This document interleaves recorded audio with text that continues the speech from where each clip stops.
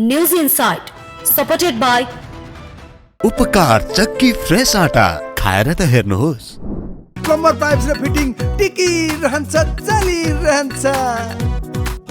स्वादिष्ट परिकारको लागि उपकार शुद्ध तोरीको तेल। हर खानामा उपकार ब्रान्डका अचारहरू, खुसी पनि मिठास पनि।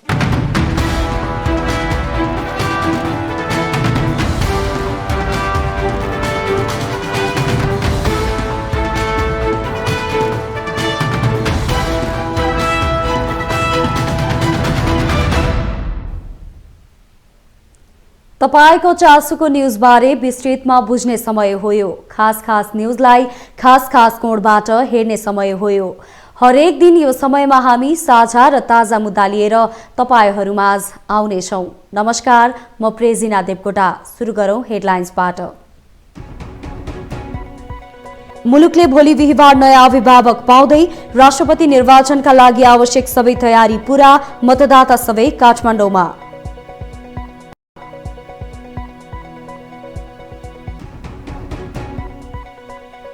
राष्ट्रपति निर्वाचनमा सहभागी नहुने राष्ट्रिय प्रजातन्त्र पार्टी राप्रपाको निर्णय, कुनै पनि उम्मेद्वारलाई राप्रपाले मत नदिने।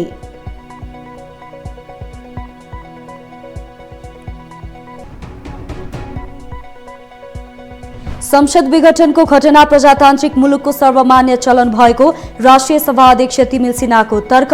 सरकार चलाउनेहरूले ढङ्ग पुर्याएर संसद चलाउन नसकेको आरोप।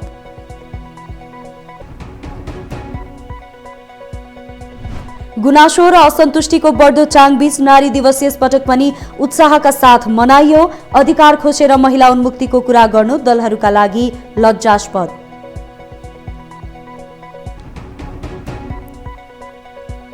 र आईसीसी क्रिकेट लिग 2 को अन्तिम श्रृङ्खला भोलिदेखि काठमाडौँमा सुरु हुँदै घरेलु मैदानमा सुखद नतिजा दिने नेपाली टोलीको तयारी।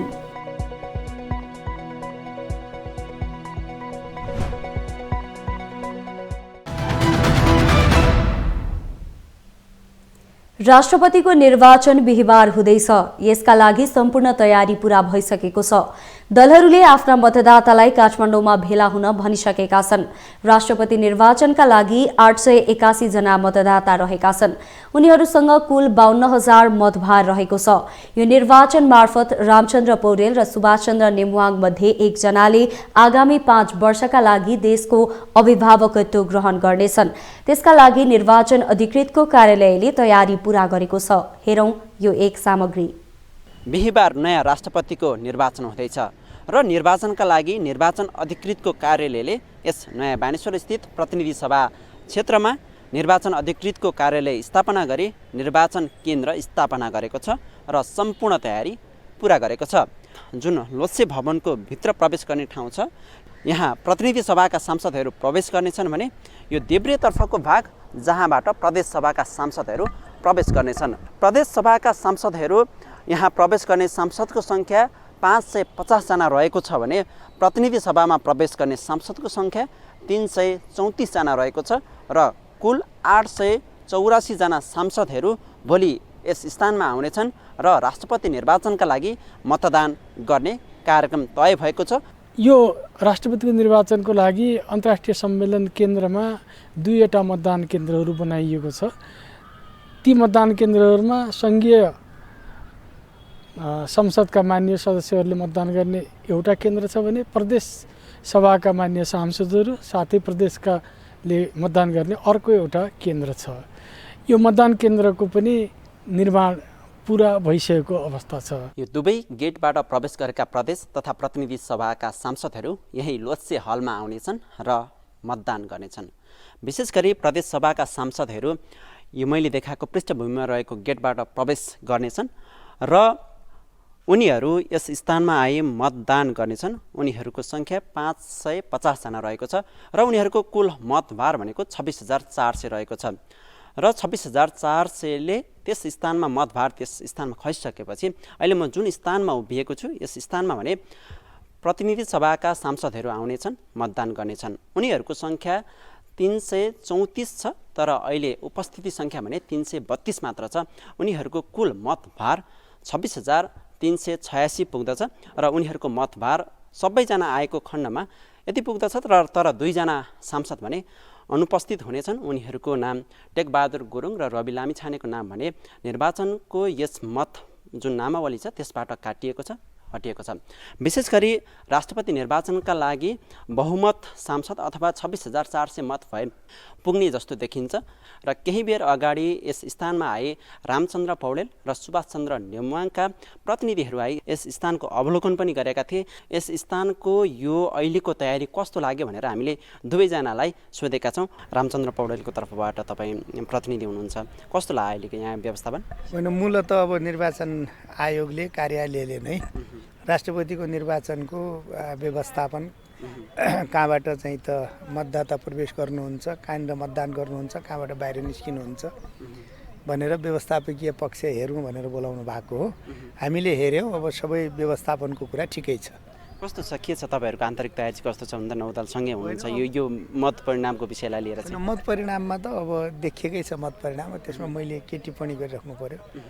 हामी सहजतापूर्ण अवस्थामा छौँ भन्ने विश्वास छ। मत क्रसको सम्भावना पनि चर्चाको विषय छ। त्यस्तो के हुने, सबै नेताहरूले मतदान गर्ने हो, कहाँबाट मत क्रस हुन्छ? कुनै मत क्रस हुँदैन। हस्, धेरै धेरै धन्यवाद। दर्शक, हामी यहाँ यो संसद भवनमा रहेका छौँ र राष्ट्रपति निर्वाचनको लगभग अन्तिम तयारी जस्तो भइरहेको छ। भोलि राष्ट्रपति निर्वाचन हुँदैछ। सुभाष चन्द्र नेमुवाङको तर्फबाट निर्वाचनका लागि यहाँ उम्मेदवार प्रतिनिधिको रूपमा महेश बर्दौला आउनुभएको छ। सर, स्वागत छ तपाईँलाई। हस्, धेरै धन्यवाद छ। तपाईँहरूसँगै दुईजना घुम्नु भएको थियो, यहाँ अनुगमन जस्तो पनि गर्नुभयो। के छ तयारी, कस्तो लाग्यो? पहिलो कुरा, राष्ट्रपति अब यो व्यवस्थाको प्रतीक मानक त्यस्तो संस्थाको भोलि निर्वाचन हुँदैछ। यो निर्वाचन सिङ्गो देशले हेरिरहेको छ, अन्तर्राष्ट्रिय जगतले पनि हेरिरहेको छ। सबैको ध्यान यो अन्तर्राष्ट्रिय सम्मेलन केन्द्रमा छ। यो समग्र निर्वाचनको पक्ष चाहिँ अलिक व्यवस्थापकीय हिसाबले सहज, अलि बढी चाहिँ मिडियाका साथीहरूले पनि समाचारहरू सङ्कलन गर्न पनि कुनै असहजता नहोस् र व्यवस्थापकीय कोणबाट सबै हिसाबले सहज होस् भन्ने उद्देश्यका साथ हामीले केही सुझावहरू पनि दिएका छौँ। सुभाष चन्द्र नेमुवाङलाई अलिकति असहज जस्तो देखिन्छ, त्यही भनिन्छ बाहिर। तपाईँहरूलाई चाहिँ के लागेको छ, सहज कि असहज? होइन, अहिले हामी राष्ट्रपतिको निर्वाचनको सन्दर्भमा राष्ट्रपति उम्मेदवारको प्रतिनिधिका रूपमा छौँ। अहिले हामी समग्र निर्वाचनमा हामीले व्यवस्थापकीय पक्ष, निर्वाचनमा राष्ट्रपतिको उम्मेदवारहरूको तर्फबाट, प्रतिनिधिहरूको तर्फबाट निर्वाह गर्नुपर्ने हाम्रा भूमिकाहरू, जिम्मेदारीहरू छन्, त्यो पुरा गर्ने सन्दर्भमा हामी सहभागी अहिले भयौँ। भोलि साँझसम्ममा निर्वाचनका सम्पूर्ण परिणाम आइसक्ने भन्ने विषय निर्वाचन अधिकृतको कार्यालयले जानकारी गराएको छ र यसले देशको चौथो राष्ट्रपतिका रूपमा अथवा चौथो कार्यकालका लागि राष्ट्रपति को हुने भन्ने विषय निर्धारण गर्नेछ। राष्ट्रिय प्रजातन्त्र पार्टी राप्रपाले राष्ट्रपति निर्वाचनमा मतदान नगर्ने निर्णय गरेको छ। केन्द्रीय कार्यालय धुम्बराईमा बसेको केन्द्रीय कार्य सम्पादन समितिको बैठकले भोलि हुने राष्ट्रपति निर्वाचनमा कुनै पनि उम्मेद्वारलाई मत नहाल्ने निर्णय गरेको हो। राष्ट्रपति निर्वाचनका लागि कांग्रेसका वरिष्ठ नेता रामचन्द्र पौडेल र नेकपा एमालेका नेता सुभाष चन्द्र नेमुवाङ मैदानमा उत्रिएका छन्। पुस 10 गते बालकोटमा भएको सहमति नेकपा माओवादी केन्द्रले भङ्ग गरेपछि राप्रपा सरकारबाट पनि बाहिरिसकेको छ। राप्रपासँग प्रतिनिधि सभा सांसद 14 जना र प्रदेशसभा सदस्य 28 जना छन्, जसको कुल मतभार 2450 हुन्छ। यता राष्ट्रिय स्वतन्त्र पार्टी रासोपाले पनि भोलि निर्वाचनको दिन मात्र मतदानबारे निर्णय लिने भएको छ।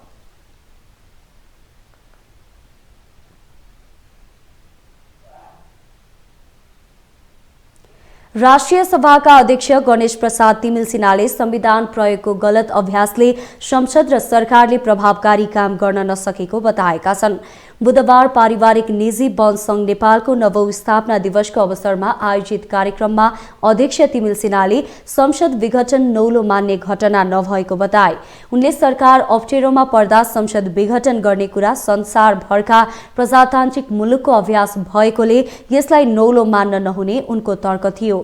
तत्कालीन प्रधानमन्त्री केपी शर्मा ओलीले गरेको संसद विघटनको बचाव गर्दै अध्यक्ष तिमिल सिन्हाले नेपालमा विगतमा पटक पटक संविधान विघटन भएकोले संविधानमै विघटन नै नगर्ने कुरा उल्लेख हुँदा संसदबारे अहिले विरोधाभास भइरहेको बताए। नेपालमा हामी राजनीति गर्नेहरूले पनि बारम्बार ऐन कानुन संविधान बनाउँदा नि यति एउटा अतिमा जान्छौँ नि, हाम्रै चलाउने ढङ्ग हाम्रो नहुने अनि दोष सिस्टमलाई दिने गर्छौँ। उदाहरणको लागि पहिला के भयो, संसद विघटन गर्ने कुराहरू दुनियाँमा जहाँ पनि जनप्रतिनिधिमूलक संस्था अब ठिकै ढङ्गले जाँदा कहीँ केही भयो भने सरकारले चाहिँ संसद विघटन गर्ने दुनियाँका जहाँ नै अभ्यास छ। राष्ट्रपति निर्वाचनको एक दिन अघि अध्यक्ष तिमिल सिन्हाले गम्भीर प्रतिक्रिया दिँदै सरकार सञ्चालन गर्नेहरूले ढङ्ग पुर्याएर संसद चलाउन नसक्ने तर कागजलाई दोष दिएर उम्किन खोजेको आरोप पनि लगाए। उनले दलहरू आफू ठिक ढङ्गले नचल्ने तर दोष संविधान, कानून र व्यवस्थालाई थोपरेर उम्कन नमिल्ने समेत बताए।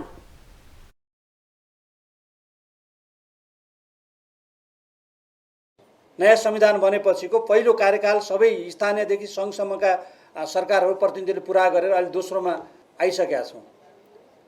सुशासन कति दियो? हिजोको भन्दा आज परिवर्तन भाषणमा भएको छ, अरू भएको छ। प्रतिनिधि आउँदाखेरि म हिजो थिइनँ होला, आज राष्ट्रिय सभामा आएँ, 2 सदन भयो, मान्यहरू आउने, अरू आउने, प्रदेश सरकार भए, मन्त्री झन्डा हल्लाउने, अरू हुने, राजनीति नीति खाने, हामी धेरै भयौँ। तर सामान्य देशको नागरिक एउटा कार्यालयमा जाँदा कति सहज ढङ्गले उसले काम पायो अथवा उसको काम भयो।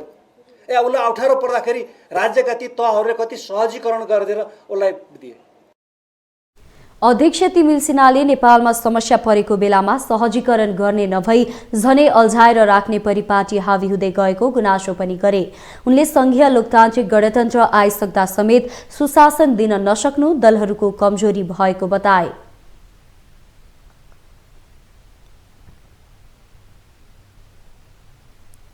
प्रधानमन्त्री तथा नेकपा माओवादी केन्द्रका अध्यक्ष पुष्पकमल दाहाल विरुद्ध सर्वोच्च अदालतमा रिट दर्ता भएको छ। उक्त रिटको सुनवाई भोलि 25 गते हुँदैछ। विशेष गरी द्वन्द्वकालीन मुद्दाका कारण अब दाहालको राजनीतिक जीवनमा अप्ठ्यारो अवस्था आउन सक्ने देखिन्छ। समयमै द्वन्द्वकालीन मुद्दालाई निरूपण नगर्दा दाहालले मुद्दा मामिलाको सामना गर्नु परेको हो। यसै विषयमा केन्द्रित भएर सहकर्मी शर्मिला नगरकोटीले मानवाधिकार कर्मी तथा अधिवक्ता इन्द्र अर्यालसँग कुराकानी गरेकी छन्। अधिवक्ता अर्यालसँग गरिएको कुराकानी अबको क्रममा।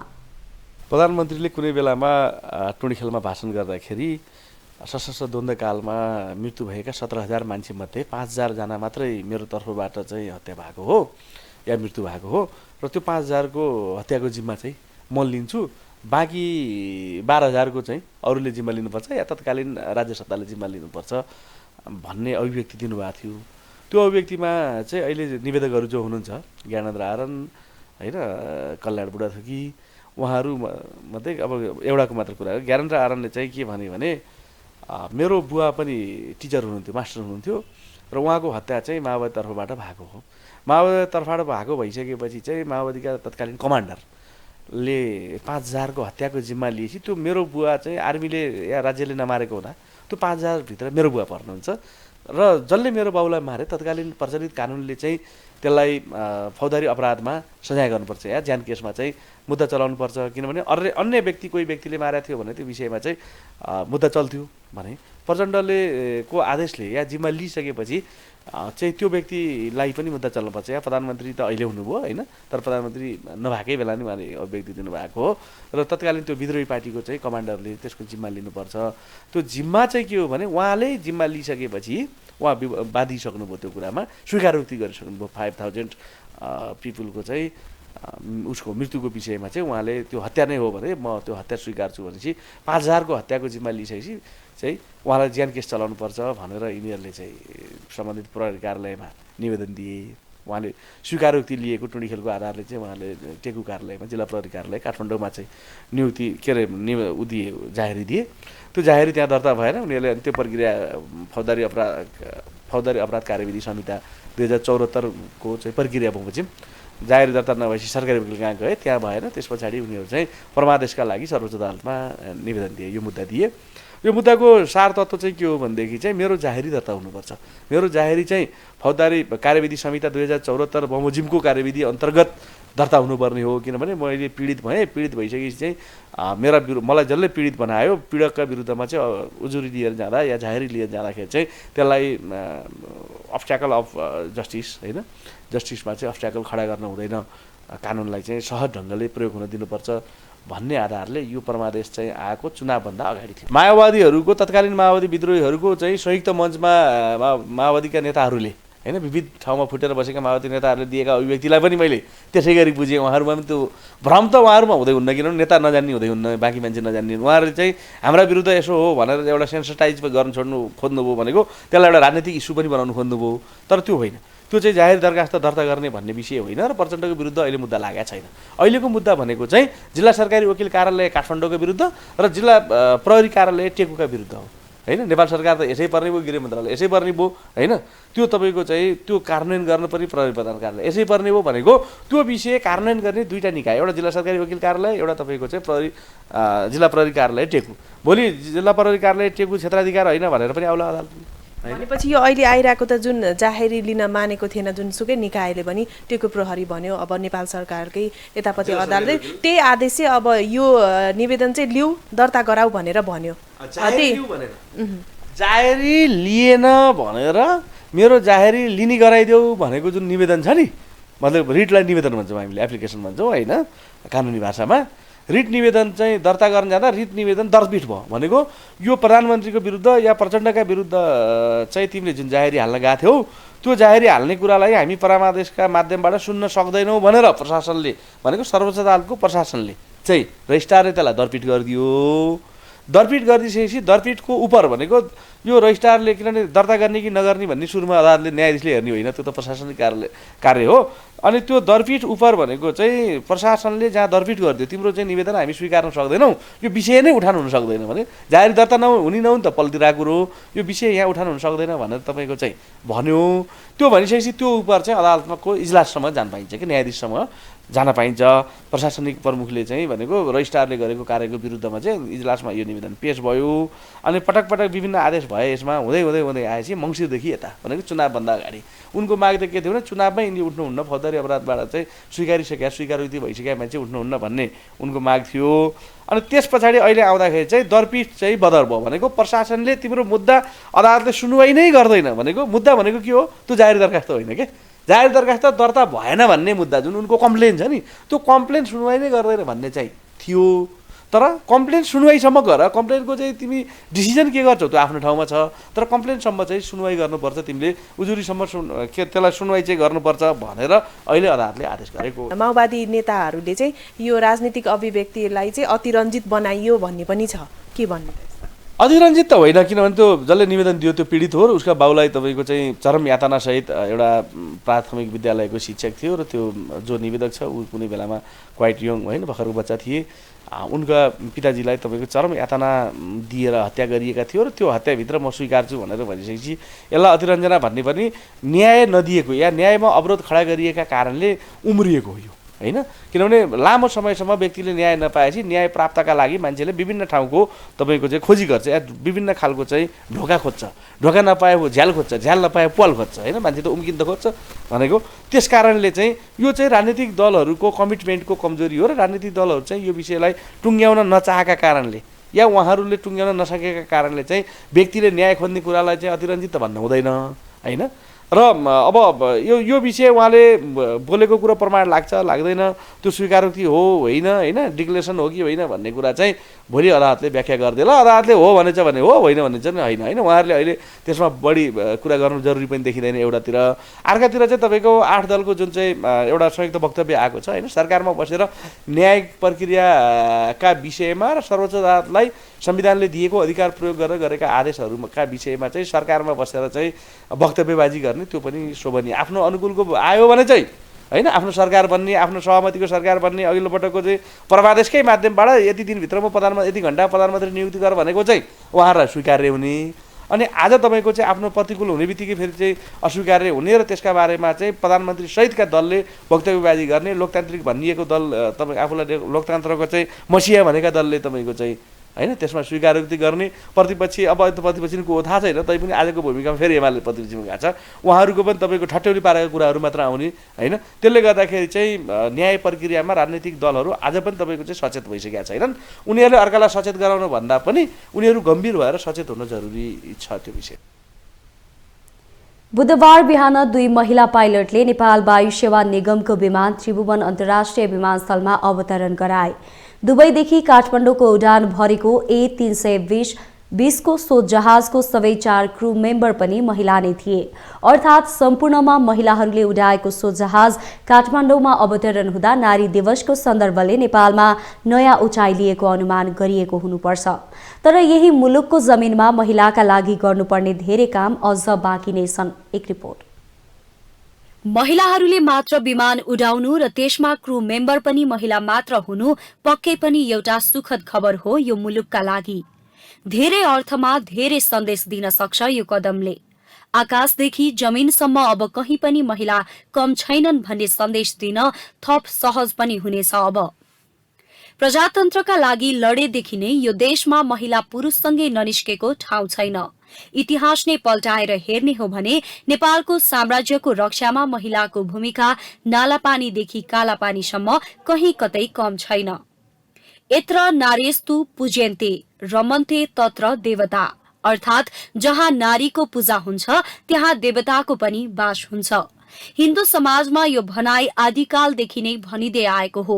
यही मान्यतामा स्थापित नेपाली समाजले नारीको सम्मानमा चुकाएको केही पनि छैन। तर आध्यात्मिक पाटो छाडेर सामाजिक, राजनैतिक, शैक्षिक, आर्थिक, प्रशासनिक र वैचारिक पाटोबाट हेर्ने हो भने नेपाली समाज जहिले पनि पितृसत्तात्मक सोचबाट सञ्चालित हुँदै आएको छ। यो भन्दा डरलाग्दो अर्को पाटो हो महिलाप्रति रहेको विकृत सोच र परम्परा।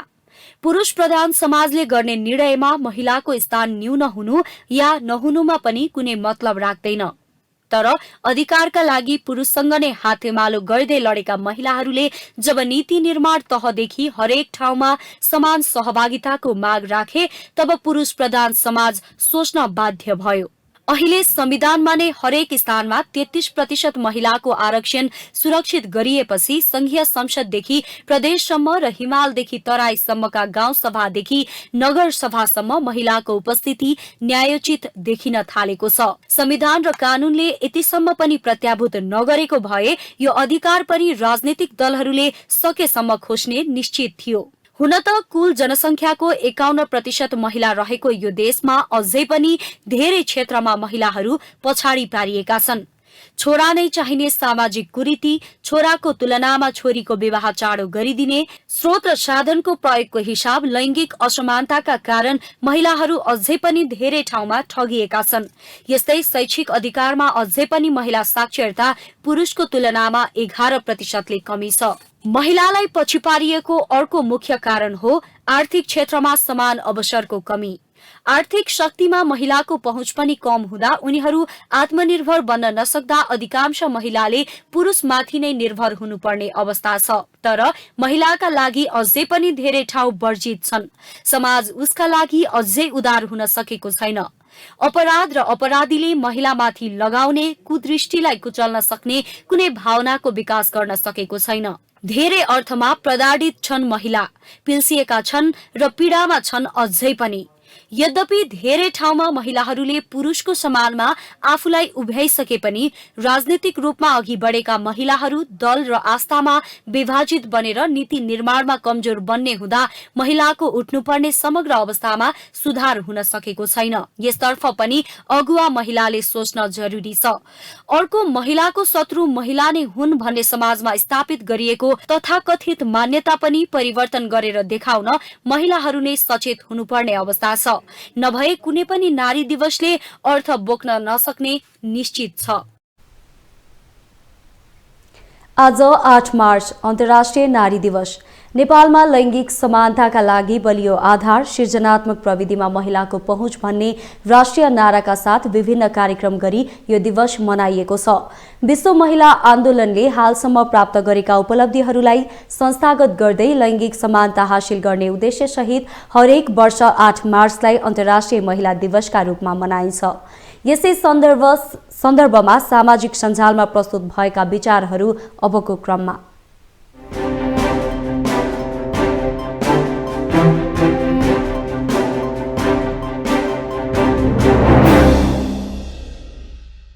त्यस्तै बिजन रेग्मी फेसबुकमा लेख्छन्, पुँजीपति वर्गहरूले महिला श्रमिकहरूमाथि गरेको ज्यादती, अनेकन खाले भेदभाव, चरम श्रम शोषणका विरुद्ध समानता, स्वतन्त्रता र मुक्तिको मागसहित सुरु भएको आन्दोलनले सार्थकता पाएसँगै सन् 1910 मार्च 8बाट सुरु भएको अन्तर्राष्ट्रिय श्रमिक महिला दिवस आज 113औं वर्षमा आइपुगेको छ। नेपालमा अझै पनि केही ठालु महिला, आमा दिदीबहिनीहरू बाहेक ग्रामीण भेगका महिलाहरूको वस्तुगत स्थितिमा खासै फरक छैन। पुरातनवादी सोचमा परिवर्तन र पुरुषवादी मानसिकतामा व्यापक शुद्धिकरण गर्न सके मात्र महिलाको सशक्तिकरणले सार्थकता पाउँछ।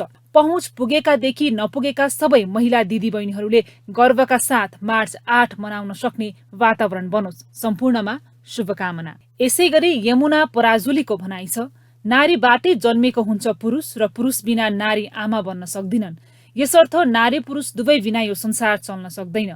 यो समाजमा कैयौं पीडित पुरुष पनि छन् जसको पीडा कति नारीले नै बुझेका छैनन् र नारी दिवस मनाउँदैमा कुनै महिला पीडित हुन्नन् भन्ने पनि छैन। हाम्रो देशमा नारी दिवस। यता सबिना खड्का भन्छिन्, आफूले आफैलाई सम्मान गर्न सकौं त्यसपछि सबैलाई सम्मान दिन जानिन्छ। यहाँ के महिला के पुरुष, धरती आमाका लागि सबै सन्तान। जबसम्म नारी दिवसका रूपमा मनाइन्छ तबसम्म यो विभेद रहिरहन्छ। नारी दिवसका रूपमा मनाउन अन्त्य हुनुपर्छ। जय होस् सबै धरती माताका सन्तानहरूको। उता गोरख सिंह ट्विट गर्छन्, आज मार्च 8लाई वामपन्थीहरूले अन्तर्राष्ट्रिय महिला श्रमिक दिवसको रूपमा मनाउँछन् भने दक्षिणपन्थीहरूले अन्तर्राष्ट्रिय नारी दिवसको संज्ञा दिन्छन्। यिनका नाममा त विभेद देखिन्छ, दृष्टिकोण र सोचमा विभेद नहुने कुरै भएन।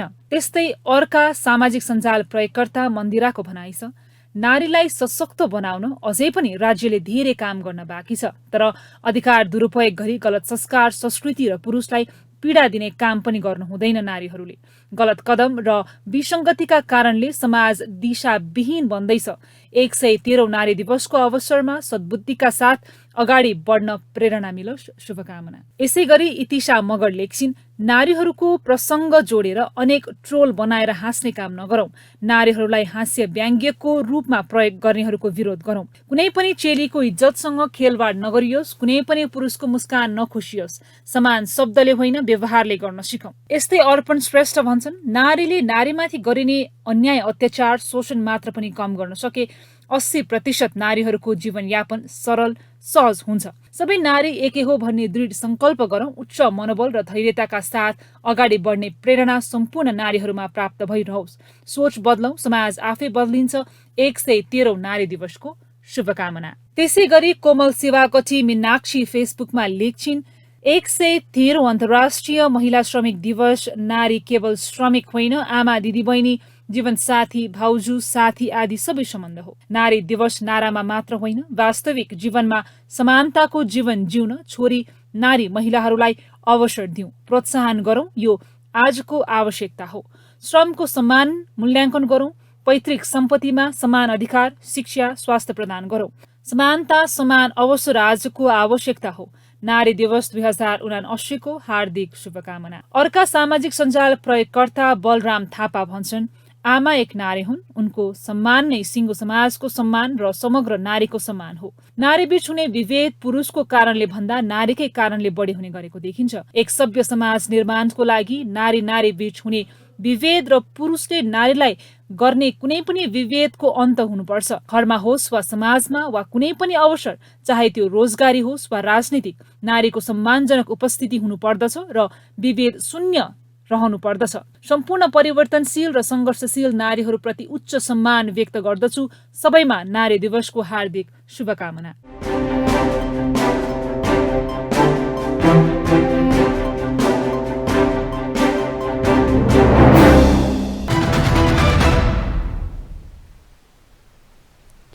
केही गर्छु भन्ने हुटहुटी भयो भने पुरा भएरै छाड्छ। त्यसको एक उदाहरण हुन् रूपा नेउपाने। रूपा नेपालकी पहिलो सरोदवादक महिला हुन्। उनी पारिवारिक तथा सामाजिक उल्झनहरूलाई चिरेरै सरोदवादक बन्न सफल भइन्। नारी दिवसको अवसरमा रूपाको एक प्रेरक कथा अबको क्रममा।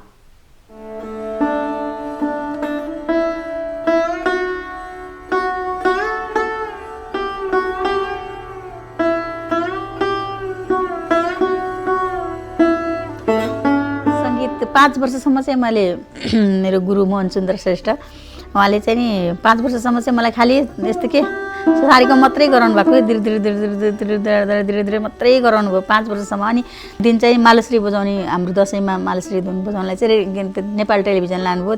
त्यहाँ चाहिँ अझ हामीलाई पैसा पनि दिएको थियो होइन ग्रुपमा। अनि त्यति बेला चाहिँ ओहो गुरुसँग बसेर अब मालश्री धुन बजाएको दिन त मलाई लागि त्यो चाहिँ नि ओहो म त एकदम कलाकार भएँ भने जस्तो होइन। अब टेलिभिजनमा आयो अनि घर फ्यामिलीले पनि जहिले पनि के बजाइरहेको त्यो ट्याङ टुङ कि जहिले पनि त्यही गरेछ, जहिले पनि त्यही बजाएछ, जहिले पनि त्यही सारीगामा मात्रै बजाएछ, अरू के अरू नयाँ नयाँ कुरा बजाउनु नि भन्ने खालको त्यो कुराहरू आउँथ्यो। अनि त्यो पनि अलिकति अब नयाँ जस्तो भयो नि त होइन मालश्री बजाएपछि। अनि घर परिवारबाट पनि ओहो ओहो ल टिभीमा आयो, ओहो ल राम्रो बजाएँ भन्ने हुन्छ नि, त्यो खालको एउटा ए राम्रो गरेछु क्यारे म त अलि ठुलै भएछु मतलब हुन्छ नि, ठाउँमै पुगेछु जस्तो लागेको थियो। ओहो जब त्यो त नबुझ्दाखेरि रहेछ होइन, जब बुझेँ त्यसपछि त म त कहीँ भर्खर किनारमा छु, त्यो समुद्र छुँदैछु क्या, किनारमा मात्रै पुगेको छु, त्यो भित्र डुबकी मार्ने त कहिले हो 12 वर्षको उमेरमा बिहा भयो, बच्चा हुर्काउने, घर हेर्ने, फ्यामिली खुसी पार्ने, त्यो खालको पुरै त्यो एउटा फेज तयार त्यो पार गरेर अनि सङ्गीतमा लाग्यो हुनाले अब किन त्यो फेज पार गरिसक्यो हुनाले चाहिँ नि मैले सक्छु भन्ने त्यो हुन्छ नि, मैले अब जे पनि गर्न सक्छु। अब किनभने मैले एउटा त्यो बच्चा हुर्काउने, परिवार खुसी पार्ने होइन, त्यो परपाउन खुसी पार्ने त्यो फेज तयार गरिसकेपछि चाहिँ म एकदम सानै उमेरमा परिपक्व भएँ जस्तो मलाई लाग्छ। सङ्गीतले गर्दा चाहिँ नि मलाई सबै ठाउँमा कति कुराहरू घरमा पनि कति प्रब्लमहरू हुन्छ, कति हामी ठोकिन्छौँ। हिँड्दै जाँदा ठोकिएको र ठेस लागेका धेरै ठेसहरू चाहिँ मलाई एकदम त्यसलाई त्यो पीडा चाहिँ नि मलाई सङ्गीतले नै एकदम सहन सक्ने शक्ति दिएको छ। त्यसले गर्दा चाहिँ मैले सङ्गीत नै रोजेको हो। एक दिन मैले साधना गर्न पाएन भने मेरो त्यो दिनभरि नै अन्धकार हुन्छ कि, बाहिर झलमल घाम लागे भए पनि मेरो मनभित्र चाहिँ कहाँ एकदम अँध्यारो हुन्छ कि। मलाई जहिले पनि कस्तो लाग्थ्यो भने कि नयाँ काम गर्नुपर्छ, कसैले नगरेको काम गरेर देखाउनुपर्छ होइन। अब हुन्छ नि एउटा मलाई बच्चैदेखि नै एकदम प्रेरित भएको त किताब त्यो भानुभक्तको घाँसी गुवादेले नै देखि त्यस्तै बेलादेखि नै मलाई केही गर्नुपर्छ भन्ने खालको त्यस्तो प्रेरणाहरू आएको। मलाई कहिले पनि लाग्दैन कि म यहाँ आइपुगेँ भन्ने लागेको छैन, म त्यही नै छु। तर म अब अझ कसरी अगाडि जाने भन्ने मात्रै सोचेको छु। म यात्राबाट अलिकति मात्रै अगाडि एक स्टेप मात्रै अगाडि सरेको छु। मलाई लाग्दैन कि म एकदम ठुलै ठाउँमा पुगेँ, म एकदम ठुलो भएँ त्यस्तो लाग्दैन। मेरो पुग्ने ठाउँ एकदम कठिन बाटो अझ धेरै छ भन्ने सोच्छु मैले चाहिँ।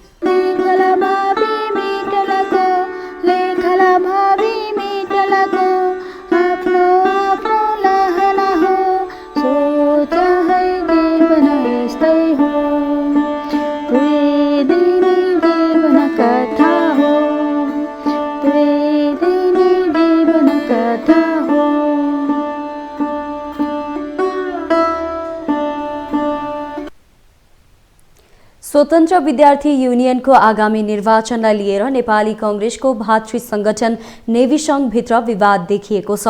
एकअर्का दलबीच तीव्र प्रतिस्पर्धा गर्नुपर्ने बेला एक आपसमै लड्न व्यस्त छ नेवी संघ नेतृत्व। यसले नेवी संघको समग्र नतिजालाई नै प्रभावित पार्ने भन्दै प्रजातान्त्रिक धारका विद्यार्थीहरू चिन्तामा छन्। एक रिपोर्ट। यो दृश्य हो उर्लाबारी क्याम्पसको। मोरङमा रहेको उक्त कलेजका नेपाल विद्यार्थी संघ नेवी संघ बीच आपसी झगडा हुँदा कलेजमा तालचा लागेको हो। उक्त कलेजका सुनियोजित ढंगले संगठन विस्तार गर्न लागेको आरोपमा नेवी संघ नेता साजन जङ कुँवरको नेतृत्वले तालाबन्दी गरेको हो। यसअघि नेपाली कांग्रेस मोरङका सभापति तथा मोरङ 1 का प्रतिनिधि सभा सदस्य डिग बहादुर लिम्बुका स्वकीय सचिव साजन कुँवरलाई कांग्रेस कोशी प्रदेश समितिका सहमहामन्त्री खड्ग फागोको टोलीले आक्रमण गरेको थियो। त्यस्तै नेवी संघका केन्द्रीय अध्यक्ष दुजाङ शेर्पाको पार्टीबाटै राजीनामा समेत माग भएको छ। दुजाङले प्रत्येक जिल्लामा विवाद सिर्जना गर्ने र व्यक्तिगत स्वार्थका आधारमा जिल्ला अध्यक्ष तोक्ने काम गरेको भन्दै दोलखा जिल्ला कार्य समितिले राजीनामा माग गरेको हो। सभापति शेरबहादुर देउबालाई पत्र लेख्दै दोलखा सभापति बर्मा लामाले पार्टीको साधारण सदस्य समेत नरहेको व्यक्तिलाई संगठनको जिल्ला अध्यक्ष बनाएको प्रति ध्यानाकर्षण भएको उल्लेख गरेका छन्। यी घटनामा नेवी संघ संस्थापन पक्ष र संस्थापन इतर पक्ष बीचको विवाद छताछुल्ल भएको देखिन्छ। विद्यार्थीहरूको निर्वाचनलाई बेवास्ता गरी आफू निकट व्यक्तिहरूलाई मात्र समर्थन गरेको संस्थापन इतर पक्षको गुनासो छ। पार्टी नेतृत्वले गरिरहेको अकर्मण्यता छ। पार्टी नेतृत्व आफू खुसी चलिरहेको छ, आफू खुसी आफ्नो मन लाग्दै आफ्नो नजिकका मान्छेसँगको कुरामा मात्रै सुनवाई हुने कुरामा पार्टी नेतृत्व छ। यद्यपि पार्टी नेतृत्व भनिराख्दाखेरि आज पार्टी नेतृत्व हिजो विद्यार्थीकै उसबाट सङ्गठनबाट गएको विद्यार्थीको राजनीति गरेर गएको विश्व दाई गगन दाईहरू पार्टीको मेन स्ट्रिममा हुनुहुन्छ, महामन्त्री हुनुहुन्छ। उहाँहरूले पनि नेपाल विद्यार्थी जस्तो नर्सरीलाई मास्न किन खोजिराख्नु भएको छ। सँगै आज देउबा त सबैभन्दा बढी दोषी हुन् नेपाल विद्यार्थी सङ्घ नआउन, भातृ संस्था नआउनमा, यी धेरै कुराहरूमा लोकतन्त्रमाथिको पटक पटकको प्रहारमा उहाँ चुप लाग्नु, मौन बस्नुमा उहाँ दोषी त हुँदै हुनुहुन्छ। सँगै हामीले मानिराखेको नेतृत्व आज शेखर दाई सँगै रहेको गगन दाई, विश्व दाईहरू सबैजनाले चुप लागेर मुखदर्शक बन्नुभएको छ कि उहाँहरूले यो स्वतन्त्र विद्यार्थी युनियनको निर्वाचनसँगै नेपाल विद्यार्थी सङ्घको पूर्णताको विषयमा उहाँहरूले पर्सिको मन्त्री पदसँग सौदेबाजी गरिराख्नु भएको त होइन भन्ने सशङ्का छ। तर यद्यपि स्वतन्त्र विद्यार्थी युनियन निर्वाचन भएरै हुनुपर्छ भन्ने हाम्रो अपेक्षा हो।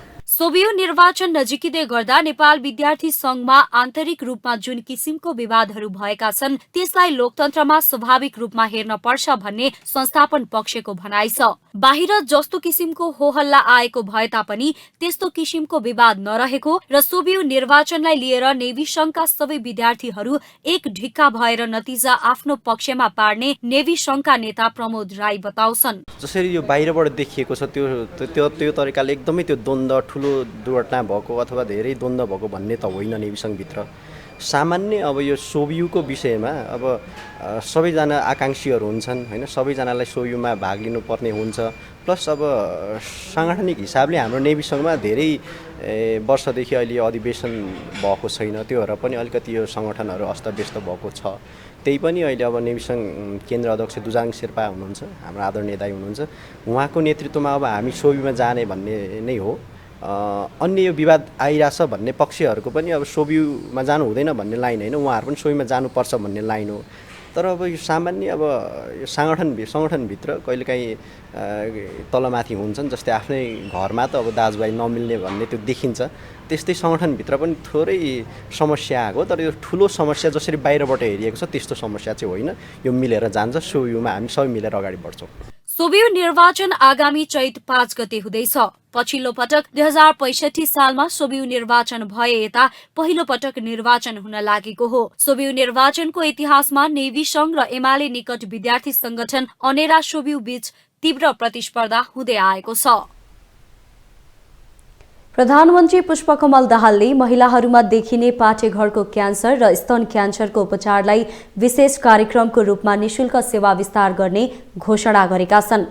बुधबार 113औं अन्तर्राष्ट्रिय महिला दिवस मूल समारोह समितिले आयोजना गरेको कार्यक्रमलाई सम्बोधन गर्दै प्रधानमन्त्री दाहालले महिलाहरूमा देखिने पाठेघरको क्यान्सर र स्तन क्यान्सरको शीघ्र पहिचान र उपचारलाई विशेष कार्यक्रमको रूपमा निशुल्क सेवा विस्तार गरिने बताए।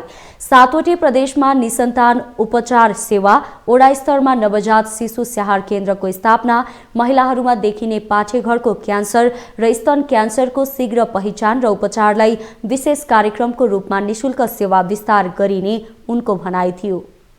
महिलाहरूमा देखिने पाठेघरको क्यान्सर र स्तन क्यान्सरको शीघ्र पहिचान र उपचारलाई विशेष कार्यक्रमको रूपमा निशुल्क सेवा विस्तार गरिनेछ। साथै पाठेघरको क्यान्सर रोकथामका लागि 9 देखि 13 वर्षका बालिका लक्षित HPV खोप कार्यक्रमलाई देशव्यापी विस्तार गरिनेछ। प्रधानमन्त्री दाहालले महिला उद्यमशीलता प्रवर्धनमा देखिएका कानुनी र व्यावहारिक जटिलता अन्त्य गर्न महिला नवप्रवर्तन र स्वरोजगार संयन्त्र निर्माण गर्ने बताए। त्यस्तै हिंसा पीडित महिलाहरूलाई सुरक्षा, संरक्षण तथा रोजगारी स्थापना गर्ने गरी पुनःस्थापना तथा रोजगार केन्द्र स्थापना गर्ने लगायतका काम अगाडि बढाइने उनको भनाइ थियो।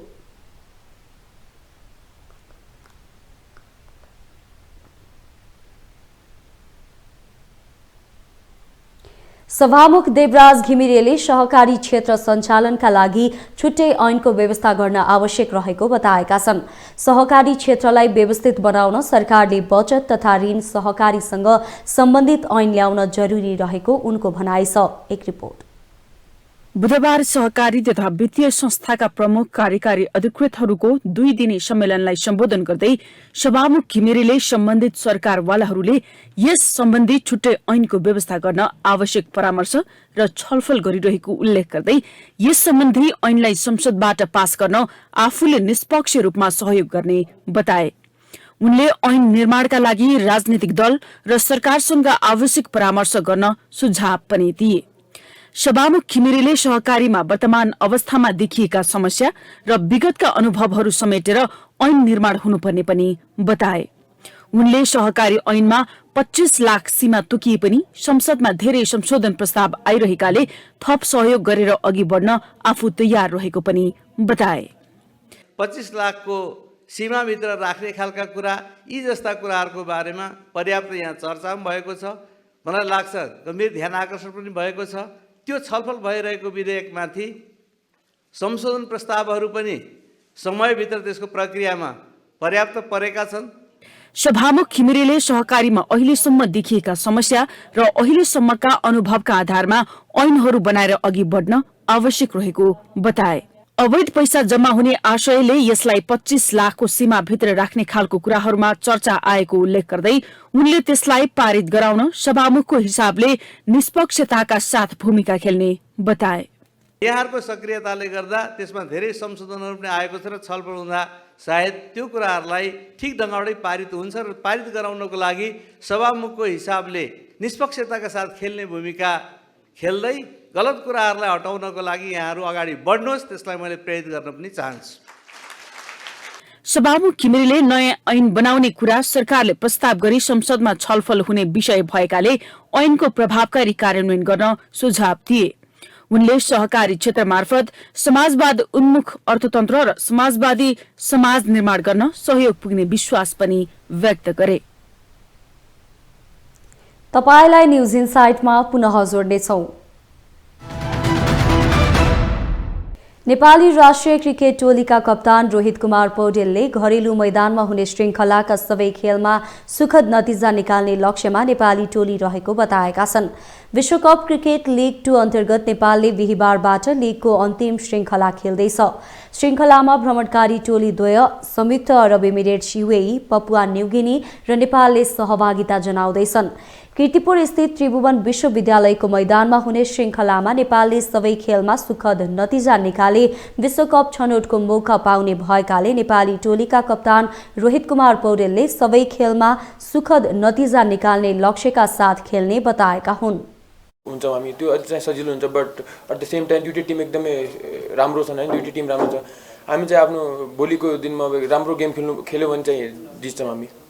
हामी त्यही एक्सपेक्ट गरेको थियौँ हैन, जसरी भए पनि लास्टको 4 गेम चाहिँ यहाँ आएर टप 3 को लागि त्यही पर्फर्मेन्स त्यहाँ 3टा जित्यो भने चाहिँ अलि सजिलो हुन्छ भनेर त्यो प्लान गरेर गएको थियौँ हैन, अनि त्यही भयो। अनि त्यसपछि चाहिँ अहिले चाहिँ लास्ट 4 गेममा चाहिँ सबै गेम एकदम इम्पोर्टेन्ट छ हाम्रो लागि।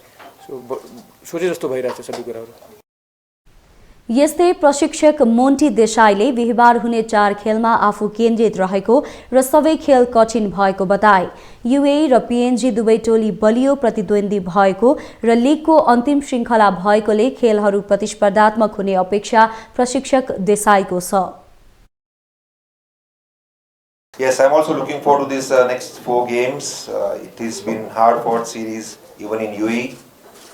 We do believe that all of these games are again going to get more closer. Close games are good games for all. I'm looking forward to that competition. यस्तै श्रृंखलामा सहभागी हुन नेपाल भ्रमण गरेका टोली द्वय युएई र पीएनजीले पनि सुखद नतिजाका लागि घरेलु टोलीसँग प्रतिस्पर्धा गर्ने बताए। I think every team goes through a tough phase, so I don't think that's a real concern for us. I think we come here with a clean slate. It's a new series for us, so hopefully we go out there and score runs. And like the pitches in UAE were of course harder for the batsmen to score, and over here it's different. It's like high scoring games. So hopefully our batsmen put the best foot forward and we win 3 or even 4 games in the series. Honestly, I think that's why I love coming to Nepal. I think we were here last series with we had a bilateral series with Nepal, and it was unbelievable. So I think that's a good experience for all our associate cricketers. I think all the associate teams love coming and playing in Nepal. The fans and the respect you get from everyone, even if you go outside your hotel. So I think that's something which all the Surrey cricketers look forward to, and it's really exciting for us as cricketers. I think we just need to focus on ourselves and try to follow the process and what has got us this far in the last series or so. So we came close against two close games against them. We pushed them to the lead. So hopefully we can do our best game against them.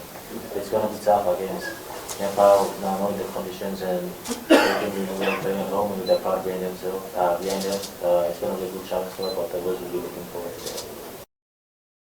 घरेलु मैदानमा बिहिबार हुन लागेको अन्तिम श्रृङ्खलाका लागि नेपाली टोली घोषणा पनि भइसकेको छ। श्रृङ्खला फागुन 25 देखि चैत 2 गतेसम्म कीर्तिपुर स्थित त्रिवी क्रिकेट मैदानमा आयोजना हुँदैछ।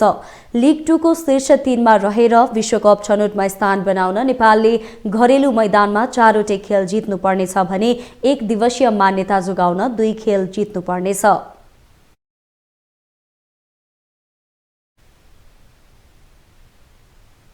देश विदेशका यस्तै विभिन्न विषयवस्तुसँग हामी तपाईलाई जोडिरहनेछौं news इनसाइटमा।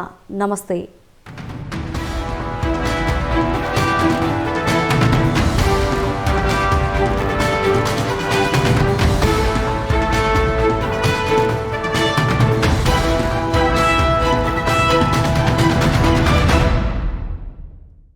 News insight supported by उपकार चक्की फ्रेश आटा खाएर त हेर्नुहोस्। प्लम्बर पाइप्स र फिटिङ टिकिरहन्छ चलिरहन्छ। स्वादिष्ट परिकारको लागि उपकार शुद्ध तोरीको तेल। हर खानामा उपकार ब्रान्डका अचारहरू, खुसी पनि मिठास पनि।